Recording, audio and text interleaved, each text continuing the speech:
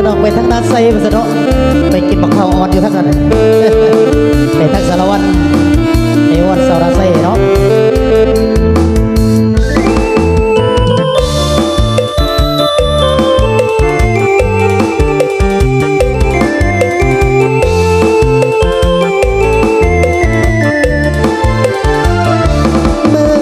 มาพบน้องเนื้อทองยามต้องลมหนาวได้มาพบสาวหยอกเย้าที่เขาเลือกันมาเยือนเดิน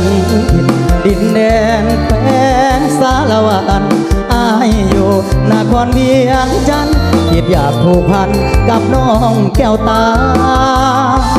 สาวนาใสไผไปก็บ่ลืมลาสมคำลือสาเมื่อได้มาพบน้องคนดีลูกหลานองค์แก้วสมแล้วที่เป็นสตรีนับว่าอายคนโชคดีได้พอนาดีที่งามซึ้งใจนาใสเขตใต้แดนสารวันอยากได้จอมขวัญมาอยู่เวียงจันทร์สร้างฝันหักอายสินค้าขายส่ง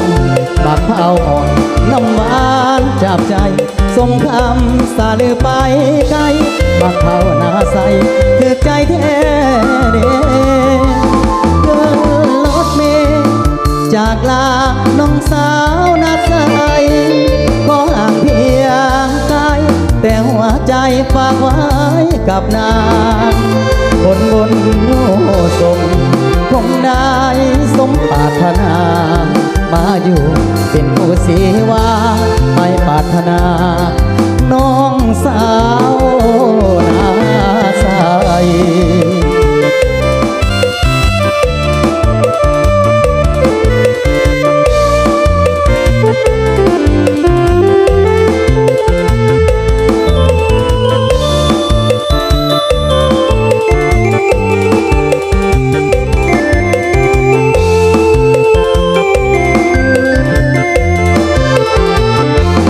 นา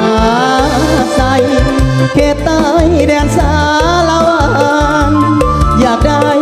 จอมขวัญมาอยู่เวียงจันทร์สร้างฝันหักอา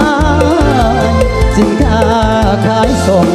ปากเผาอ่อนน้ำหวานจับใจส่งคำสาลือไปไกลปากเผาหน้าใสถึกใจแท้เด้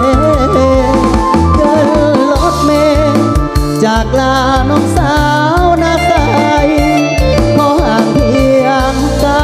แต่หัวใจฝากไว้กับนางบนโอ้ทรงคงได้สมปรารถนามาอยู่เป็นผู้สีวาไม่ปรารถนา